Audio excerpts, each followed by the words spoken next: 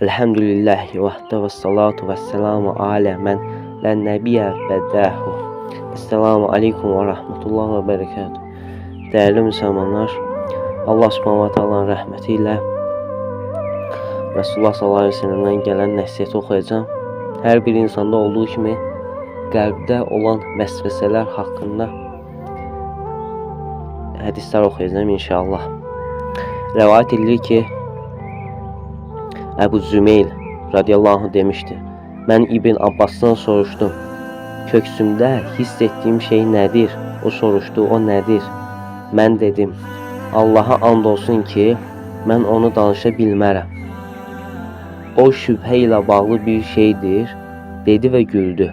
Sonra dedi, ondan heç kəs xilas olmamışdır. Hətta Allah bu haqda ayə nazil etmişdir. Əgər sənə nazil etdiyimizə şübhə edirsənsə, səndən əvvəl kitab oxuyanlardan soruş. Yunus suresi 94-cü ayə. O sözünə davam edərək dedi, özündə elə bir şey hiss etdikdə, əvvəl də, axır da, zahir də, batin də odur. O hər şey bilir deyərək təvəkkül et. Əl-Hədid suresi 3-cü ayə. Sonra rəvayət edilir ki, ikinci hədis. Rəvayət edilir ki, İbn Abbas radiyallahu anh, Allah azze ve celle ondan razı olsun demiştir. Bir kişi Peyğəmbər sallallahu aleyhi ve sellemin yanına gəlib dedi, ey Allahın elçisi, həqiqətən qəlbimizdə elə bir şey hiss edirik ki, bizə yanıb kül olmağımız onu danışmaqdan daha xoşdur. O buyurdu, Allahu Akbar.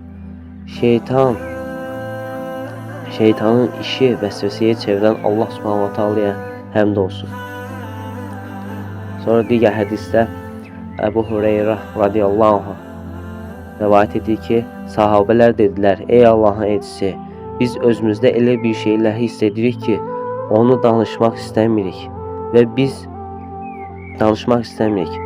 bizdə üzərinə gün düşməmiş, Allahdan başqa heç kəsin bilmədiyi şeylər var.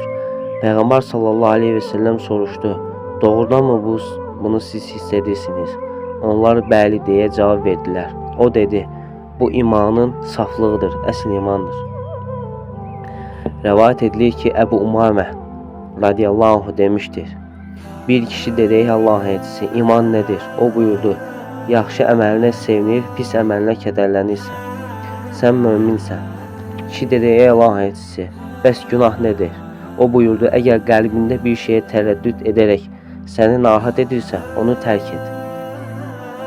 Ayşə radiyallahu anhə rəvayət edir ki, Allah elçisi sallallahu aleyhi ve sellem belə buyurdu, həqiqətən sizdən birinizə şeytan gəlib vəsvəsə edir, səni kim yaradıb?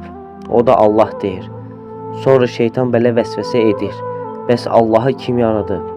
Sizdən biriniz bunu özündə hiss etdikdə, Allaha və onun elçilərinə iman etdim desin. Həqiqətən bu vəsvəsəni ondan uzaqlaşdırar. Allah subhanahu wa ta'aladan bağışlama dilərəm. Həm öz nəfsimə, həm sizə Allah subhanahu wa ta'ala haqq təqvası qorxmağı bildirəm. Esselamu aleyküm və rəhmətullahi və berekatuhu.